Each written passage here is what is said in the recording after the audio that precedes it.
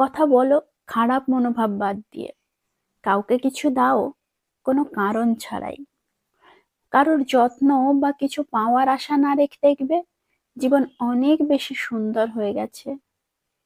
অতিরিক্ত গুরুত্ব দিতে গিয়ে আমরা কিছু কিছু মানুষের কাছে নিজেরাই নিজেদেরকে অনেক সস্তা বানিয়ে ফেলি। ছোট ছোট ভুল থেকে শিক্ষা নিতে শিখুন।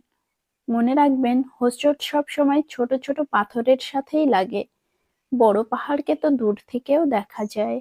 নারী যৌবনে বউ হয়ে আলাদা থাকার আন্দোলন করে, আবার সেই নারী বৃদ্ধ বয়সে শাশুড়ি হয়ে একসাথে থাকার দলিল পেশ করে।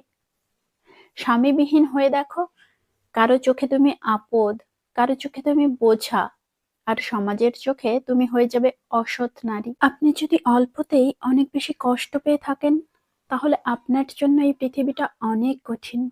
শক্ত হন, পৃথিবীটা আপনার জন্য সহজ হবে। স্বামী আর স্ত্রীর মধ্যে যদি মিল, মতামত, ভালোবাসা না থাকে, সেই সংসার যতই নামি দামি আর টাকাওয়ালা হোক, সে সংসারে সুখ থাকে না। আমাদের সবচেয়ে বড় ভুল কি জানেন? যে জিনিসটা আমাদের নয়, আমরা সেটাকে হারাতে ভয় পাই।